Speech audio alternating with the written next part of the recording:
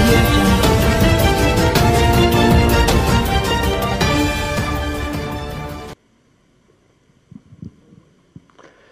ప్రభుత్వం సంక్షేమ కార్యక్రమాల కోసం పెట్టేటువంటి డబ్బులో కొన్నిట్లలో కొంచెం బాధ కలుగుతుంటుంది, కొన్నిట్లలో అత్యంత సంతృప్తి కలుగుతుంటుంది ప్రభుత్వానికి.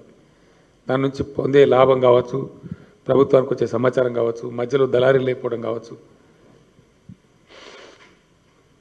పైరవికారులు లేకపోవడం కావచ్చు, బాగా సంతృప్తికరంగా జరుగుతూ ఉంటుంది. అయితే మన రాష్ట్రంలో మనము అన్ని రకాల పెన్షన్లు ఏమో ఒక 1000 రూపాయలు ఇచ్చుకుంటా ఉన్నాం. ఈ వికలాంగులకేమో 1500 రూపీస్ ఇచ్చుకుంటా ఉన్నాం. ఈ ఏజ్ ఏమో ఇప్పుడు 65 ఉంది. ఏజ్ రిలాక్స్ చేసి దాన్ని 57 ఇయర్స్ కంప్లీట్ చేసిన వాళ్ళకు అందరికీ అర్హులు అవుతారు. ఒకటి. రెండవది, ఇది నేను చాలా విన్నాను. నేను కూడా చాలామంది చాలా సందర్భాల్లో చేసిన ఎంక్వైరీలో వచ్చినాయి. చాలా సంతృప్తిని వ్యక్తం చేస్తూ ఉన్నారు. చాలా అంటే మమ్మల్ని మేము చచ్చిపోయే వాళ్ళని బ్రతుకుతున్నామని కొందరు, అసలు మాకు ఎవరు చూసేటోళ్ళు లేకుండ్రి అని కొందరు, చాలా అంటే అత్యంత ఎక్కువ సంతృప్తిని వ్యక్తం చేస్తూ ఉన్నారు. కొందరు మాకు 500 వేస్తే బాగుంటుందని చెప్పినారు. ఒక ముస్లిం లేడీ పర్టికులర్గా నాకు లెటర్ రాసినది.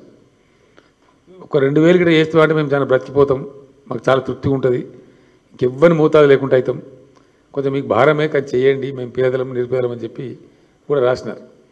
అప్రాప్రియేట్ టైంలో చేయాలి కాబట్టి మేము నిర్ణయించిన ఈరోజు కమిటీ కూడా అందరూ యునానిమస్గా అందరి అభిప్రాయం తప్పకుండా పెన్షన్ ఇంక్రీజ్ చేయాలని చెప్పినారు. నాకు కూడా మొదటి నుంచి ఉండే ఒక సభలో కూడా ఎక్కడో ప్రకటించాను. నేను బహుశా నల్గొండలో వనపర్తిలో చెప్పడం జరిగింది. అప్పటికే కమిటీకి వస్తూ ఉండే సమాచారం. ఇలా దీన్ని 1000 నుంచి 2016 రూపాయలు పెంచుదామని నిర్ణయం తీసుకున్నాం. పెన్షన్లు 57 సంవత్సరాలకు అర్హత, 57 సంవత్సరాలు కంప్లీట్ అయిన వాళ్ళకి అర్హత కల్పించడం, పెన్షన్లు 2016 రూపాయలు ఇవ్వాలని చెప్పి కూడా డెసిషన్ తీసుకున్నాం. అదేవిధంగా నిరుద్యోగ భృతి అంటే హ్యాండిక్యాప్డ్ 1500 పోయి 3000 అవుతుంది, ఆటోమేటిక్ 3016 అవుతుంది. హ్యాండిక్యాప్డ్ వాళ్ళ భృతి డబుల్ అయిపోయి 3016 అవుతుంది. వీళ్ళకేమో ఆసరా పెన్షన్లు అన్నీ కూడా 2016 అవుతుంది. డబుల్ అయ్యి ఒక 16 రూపాయలు పెడితే మొండి ఉండదు, 0 ఉండద్దు అని 16 పెట్టి. నిరుద్యోగ భృతి, ఈ నిరుద్యోగులు ఎవరు అసలు వీళ్ళు ఎంతమంది ఉన్నారు, ఎవరు నిరుద్యోగులు అనాలి అనేదో పెద్ద గొట్టు సమస్య. అయితే ఈజీ టాస్క్ కాదు, బాధ్యత లేకుండా ఏర్పడతారు చెప్పడానికి ఉండదు. మాకు ఒక్క దానిలో వచ్చింది ఏంటంటే ఎస్కేఎస్ సమగ్ర కుటుంబ సర్వే చేసినప్పుడు కొంత సమాచారం వచ్చింది. అది ఫ్లక్చువేట్ అవుతుంది. ఒక ఇయర్ ఉండొచ్చు, నెక్స్ట్ ఇయర్ అయినా జాబ్ రావచ్చు, గవర్నమెంట్ జాబో ఇంకో జాబో లేదా ప్రైవేట్ జాబ్ రావచ్చు, ఏదో ఒక పద్ధతి దొరకచ్చు. ఎప్పటికప్పుడు డైనమిక్ ఫిగర్ ఉండదు, స్టాటిక్గా ఉండదు, మారుతూ ఉంటుంది. మాకు ఆ రోజు మేము అనుకున్నాం ఏంటంటే ఇండ్లది ఇది 2 క్రిటికల్గా డిస్కస్ చేసినాం. మేము ఈ హౌసింగ్ స్కీమ్ ఎప్పటిదాకా కొనసాగితే అసలు ఎన్ని ఇండ్లు కట్టాలి, ఎంతమంది ఇండ్లు లేని ఉన్నారు, ఆ ఎస్కేఎస్లో వచ్చినప్పుడు పెద్ద చర్చ జరిగింది. అట్లనే ఇది కూడా జరిగింది. దీనిలో ఇంచుమించు ఒక 11-12 లక్షల వరకు ఉంటారన్నటువంటి చర్చ మాకు అందినటువంటి సమాచారం. బహుశా ఉంటారు కావచ్చు. అయితే మేము దానికి ఫిగర్ రిస్ట్రిక్ట్ చేయదలుచుకోలేదు.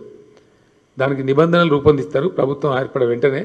కొన్ని గైడ్లైన్స్ ఉంటుంది, దానికి గ్రాడ్యుయేషన్ ఉండన్నా, ఏజ్ ఏంది, వ్యవహారం ఏంది, ఒకవేళ ఆయనకు ఎంప్లాయ్మెంట్ వస్తే మాకు ఎట్లా గవర్నమెంట్కి ఎట్లా రిపోర్ట్ కావాలా, ఇవన్నీ కూడా ఒక మెకానిజం ఉంటుంది దానికి.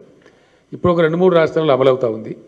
దానికి గైడ్లైన్స్ క్షుణ్ణంగా పరిశీలించి తప్పకుండా మేము లిమిట్ పెడతలేము.